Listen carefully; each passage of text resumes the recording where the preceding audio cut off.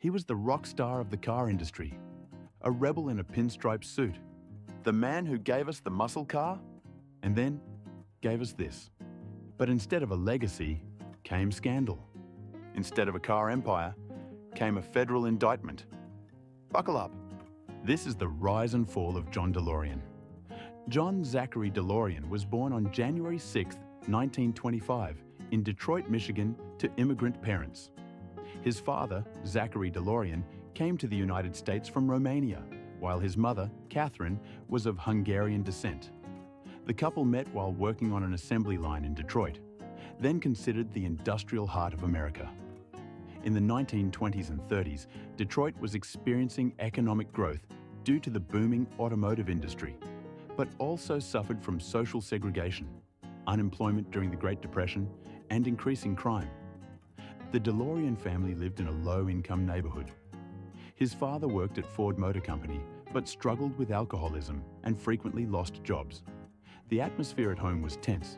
His father was hot-tempered, while his mother was a strict but devoted Catholic. John grew up in these difficult conditions and learned responsibility and the value of hard work early in life. As a schoolboy, he earned extra income by repairing radios and other electrical devices. He was a quiet yet diligent youth, passionate about technology and self-education. He graduated from Cass Technical High School, one of Detroit's top technical schools, focusing on electronics and mechanical engineering. This is where he began to develop as both an engineer and thinker. His interest in cars didn't emerge immediately. His first passion was radio electronics. He aspired to be an inventor and in many ways remained one throughout his life. After high school, John enrolled at the Lawrence Institute of Technology, studying mechanical engineering. His education was interrupted by World War II. DeLorean was drafted and served in the U.S. Army Engineering Corps. Though he didn't see combat, he worked with military machinery, gaining valuable hands-on experience. After the war, he returned and completed his degree. He continued his studies at the Chrysler Institute of Engineering, a prestigious graduate program affiliated with the automaker, where he earned a master's degree in automotive engineering. There, he studied thermodynamics, materials, ergonomics, and aerodynamics, knowledge he would later apply in car design. Never one to stop learning, he also earned an MBA from the University of Michigan, focusing on production management, finance, and corporate strategy. This combination of engineering expertise and business acumen was rare and set him apart early in his career. In 1952, DeLorean began his career at the Packard Motor Car Company, a brand with a rich history but declining competitiveness. He quickly distinguished himself as an engineer with unconventional ideas. He worked on improvements to automatic transmissions and participated in projects aimed at enhancing fuel economy. Despite Packard's limited resources, DeLorean advocated for advanced solutions such as lightweight alloys and simplified cooling systems. However, Packard was losing ground in the industry, and in 1956, DeLorean eagerly accepted an offer from General Motors. At General Motors, DeLorean joined the Pontiac division, which at the time had a reputation for building boring, conservative cars. He immediately began proposing ideas to rejuvenate the brand: bolder styling, increased performance, and aggressive marketing. By 1961, he became Pontiac's chief engineer, and his star began to rise. Inspired by youth culture, rock and roll, and street racing, he began designing cars with personality. His landmark achievement was the 1964 Pontiac GTO, a vehicle that broke GM's internal rules by using a large displacement engine in a mid-size car. DeLorean circumvented the restriction by marketing the GTO as an options package for the Pontiac Tempest, equipping it with a 6.4-litre V8 producing over 325 horsepower. The GTO was bold, loud, and fast. It became an instant hit. Instead of the expected 5,000 units, over 32,000 were sold. This success launched the muscle car era and made DeLorean a hero in American automotive culture. He also played a key role in developing the Pontiac Firebird and modernizing the Grand Prix. At Pontiac, he introduced modular platforms, lightweight components, improved braking systems, and modernized dashboards. He was also one of the first at GM to implement brand management as a strategic concept, linking product, marketing, and target audience. Chevrolet Division. In 1969, DeLorean was promoted to Vice President of Chevrolet, GM's largest division. He initiated a major production restructuring, reduced logistics costs, and accelerated model updates. Key achievements included overseeing the update of the Corvette C3, supporting the next generation Camaro, streamlining production lines, launching more fuel-efficient models in anticipation of the 1970s energy crisis. Under his leadership, Chevrolet became the market leader in US auto sales. He proved to be not just an engineer, but a strategic thinker who balanced innovation with market pragmatism. Despite his success, DeLorean increasingly clashed with GM's corporate culture.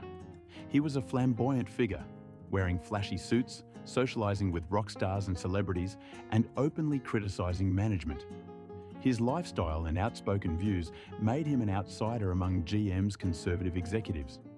He frequently expressed his belief that cars should be safe, ethical, environmentally responsible, and durable. He grew disillusioned with GM's profit-driven mentality. In 1973, at the height of his career and at age 48, he voluntarily left GM, shocking the industry. He was seen as a future GM president, but chose freedom over conformity. In 1975, he founded the DeLorean Motor Company, DMC, with the goal of creating an ideal car for the future: stylish, safe, long-lasting, and ethical. He secured private investments from celebrities, venture funds, and more than $100 million from the British government in exchange for building a factory in Northern Ireland. At the time, Northern Ireland was plagued by civil unrest, the Troubles, and the British government hoped that job creation would stabilise the region. The DMC factory was built near Belfast and became a major employer. Although the workers were unskilled, they were eager. Under pressure to deliver quickly, DeLorean made compromises. The DMC-12 project began with bold ambitions. Designed by Giorgetto Giugiaro, the car was based on one of his Eatle design concepts. Its features included unpainted brushed stainless steel body panels, 0.9 millimeters thick, gull wing doors with gas struts, a Lotus-derived chassis with backbone frame, rear-mounted PRV Vice 6 engine, Peugeot, Renault, Volvo, producing 130 horsepower, a 5-speed manual or 3-speed automatic transmission. Production began in January 1981. By May, around 2,000 cars had been built. However, build quality was inconsistent, electrical systems were unreliable, panel fitment was often poor, performance didn't meet expectations. The DMC-12 was priced at $25,000, about the same as a Corvette, but couldn't match its performance. Despite this, the car had a striking appearance and futuristic charm. The company needed to sell 12,000 cars annually to break even. In reality, sales barely exceeded 6,000. Production costs were high, logistics inefficient, and spare parts scarce. The rising value of the British pound also made exports to the US less profitable. A major factor in the financial instability was DeLorean's own compensation policy. He drew a salary of approximately $500,000 a year, an enormous sum at the time. In addition to his base pay, he received performance bonuses, consulting fees, and reimbursements for travel, private jet use, and luxury accommodations. These expenses were seen as excessive, especially when employees and suppliers were facing delays and budget cuts. Investors, particularly the British government, became increasingly critical. His personal spending contradicted his image as a moral entrepreneur, weakening both internal and external confidence. Although legally entitled to the compensation, it alienated partners and raised ethical concerns. Desperate, DeLorean sought new investors and held talks with Bahrain, China, and various banks. But by 1982, the money had run out. He was left with a brand, a vision, but no liquidity. Then came the scandal that sealed the company's fate. In October 1982, DeLorean was arrested by the FBI. He was accused of attempting to broker a cocaine deal worth $24 million. Hidden camera footage showed him discussing the transaction in a hotel room. Prosecutors claimed he intended to use the money to save DMC. However, the defense successfully argued that the deal had been orchestrated by an FBI informant and constituted entrapment. In 1984, DeLorean was acquitted. Still, the damage was done. The company was bankrupt, his assets frozen, and his reputation ruined. After DMC's collapse, DeLorean attempted to launch new ventures. DMC-2, modular vehicle concepts, and electric delivery trucks. None came to fruition.